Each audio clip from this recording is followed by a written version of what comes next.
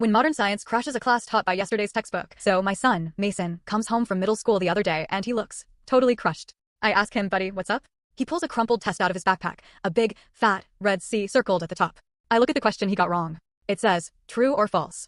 Great white sharks must keep swimming or they will drown. Mason checked false. His teacher, Mr. Miller, marked it wrong and wrote, sad. Pay attention in class. Now look, I'm a marine biologist. I spent half my year on research vessels. I literally just published a research paper on buccal pumping, which is how many shark species actually breathe while staying perfectly still. I told Mason, you're right, man. Mr. Miller is teaching you stuff from 1985. The next day, I didn't send an angry email. Instead, I showed up for Parent Guest Speaker Day wearing my full field gear. I stood in front of 30 kids and pulled up high-def footage of a great white napping on the ocean floor, stone still, and perfectly healthy. The kids' jaws dropped. But Mr. Miller?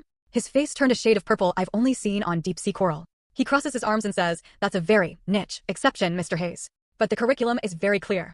I just smiled and said, actually, the curriculum isn't clear, it's just old. I handed out copies of the latest National Geographic, featuring the exact discovery. Now, Mason has a new nickname in class, the Shark King. But Mr. Miller? Let's just say, he hasn't asked me back to speak again. Sometimes, the hardest thing for a teacher to learn is that they still have a lot to learn.